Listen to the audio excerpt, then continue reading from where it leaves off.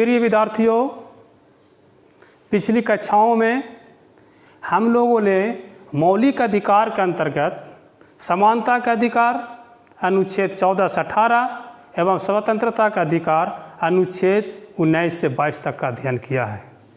प्रिय विद्यार्थियों, आज हम लोग अनुच्छेद 23 के द्वारा किन किन बातों का निषेध किया गया है उसका अध्ययन करने जा रहे हैं। मानव दुर्व्यवहार या तस्करी, बेगार, बलात्श्रम, बंधुआ मजदूरी। इसमें मानव दुर्व्यवहार और ह्यूमन ट्रैफिकिंग को हम लोग समझते हैं कि ह्यूमन ट्रैफिकिंग क्या है, मानव तस्करी क्या है या मानव दुर्व्यवहार क्या है। प्रिय विद्यार्थियों, किसी भी व्यक्ति का वस्तु के समान क्रय विक्रय नहीं किया जाएगा, इसका निषेध किया गया है। ह्यूमन ट्रैफिकिंग नहीं किया जाएगा, इसका भी निषेध किया गया है। अब हम लोग समझते हैं कि ह्यूमन ट्रैफिकिंग क्या है। तो प्रिय विद्यार्थियों, छोटे छोटे बच्चों को ट्रैफिकिंग के द्वारा, किडनैपिंग के द्वारा उन बच्चों को भीख मांगने के कार्यों में लगाए जाते हैं। ये कृत ऐसा कार्य संविधान द्वारा निषेध किया गया है कि कोई भी व्यक्ति किसी व्यक्ति का ट्रैफिकिंग नहीं कर सकता है। ट्रैफिकिंग में और कई मामला देखने को मिलता है, अतीत में तो और देखने को मिलता था। इसकी वजह क्या हो सकता है कि गरीबी की वजह से, काम देने की लालच में ग्रामीण क्षेत्रों से खास करके बालिकाओं को ट्रैफिकिंग करके महानगरों में ले जाना और वेश्यावृत्ति जैसे घृणित कार्यों में लगा दिया जाना भी मानव तस्करी या मानव दुर्व्यवहार के अंतर्गत आता है। भारतीय संविधान के अनुच्छेद 23 के द्वारा इसका निषेध किया गया है और पूर्ण रूप से निषेध किया गया है। प्रिय विद्यार्थियों, अनुच्छेद 23 के द्वारा बेगार प्रथा को भी समाप्त किया गया है, उसका निषेध किया गया है।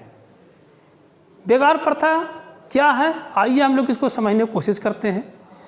बेगार प्रथा में ये कि अगर किसी व्यक्ति को हम अपने घर में काम करने के लिए रखते हैं, वो व्यक्ति ईमानदारी से कार्य करता है, लेकिन उसको हम अपना पारिश्रमिक जो उसका होता है हम उसको भुगतान नहीं करते हैं। बेगार प्रथा यानी बगैर मजदूरी के काम करवाना ही बेगार है, इसका भी निषेध किया गया है। प्रिय विद्यार्थियों, बलात्श्रम, फोर्स लेबर यानी किसी व्यक्ति को उसके इच्छा के विरुद्ध काम करवाना, बाय फोर्स दबाव बनाकर उससे काम कराना बलात्श्रम कहलाता है। इसका भी निषेध किया गया है कि आप किसी भी व्यक्ति को उसके ऊपर दबाव बना करके उसके इच्छा के विरुद्ध काम नहीं करवा सकते हैं। परंतु प्रिय विद्यार्थियों, अनुच्छेद 23 के क्लॉज 2 में यह व्यवस्था कर दिया गया है कि अगर राज्य को आवश्यकता हो, तो वह किसी भी व्यक्ति के साथ से बलात्श्रम, फोर्स लेबर करवा सकता है।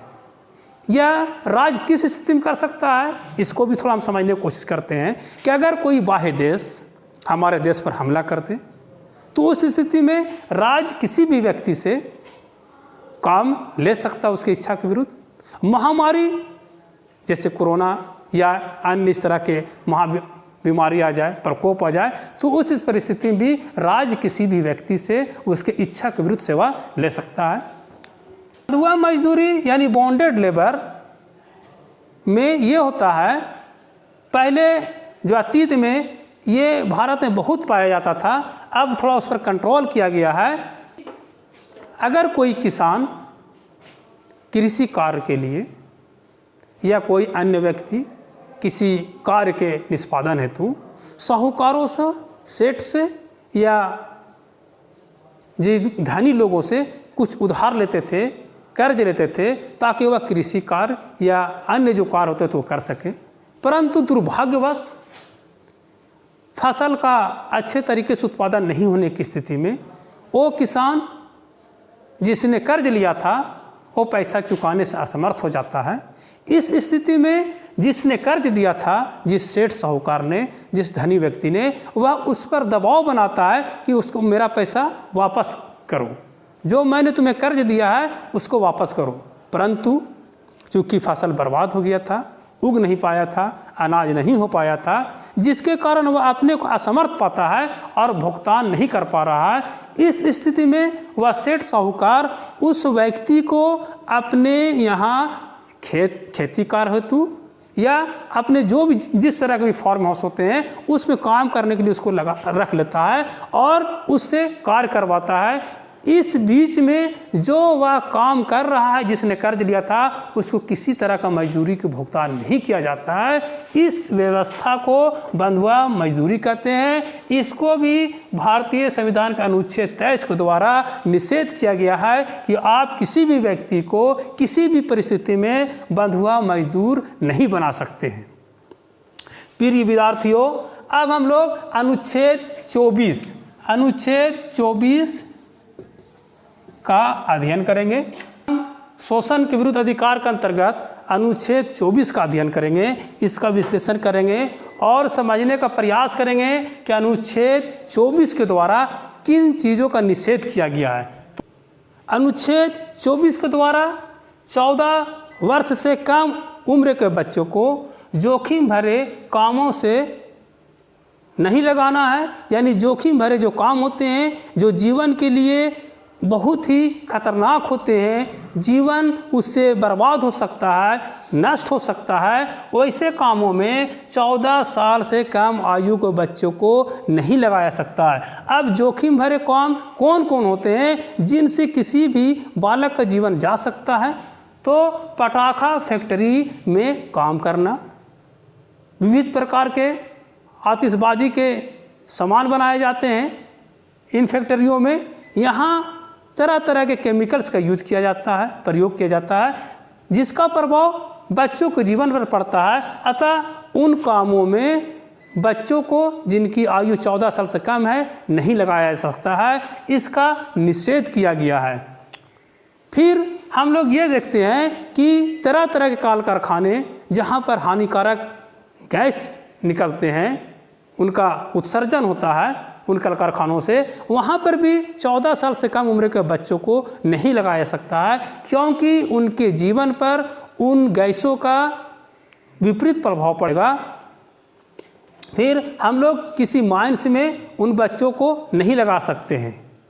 तो प्रिय विद्यार्थियों, हम लोगों ने आज शोषण के विरुद्ध अधिकार के अंतर्गत अनुच्छेद 23 और 24 का अध्ययन किया है। अनुच्छेद 23 के द्वारा मानव दुर्व्यवहार, तस्करी, बेगार, बलात् श्रम और बंधुआ मजदूरी का निषेध किया गया है, जबकि अनुच्छेद 23 के क्लॉज 2 के द्वारा बलात् श्रम, फोर्स्ड लेबर राज्य चाहे तो ले सकता है। उसके अलावा हम लोगों ने अनुच्छेद 24 का भी अध्ययन किया। अनुच्छेद 24 के द्वारा 14 साल से कम आयु के बच्चों को किसी जोखिम भरे कामों में नहीं लगाया जा सकता है, उसका निषेध किया गया है।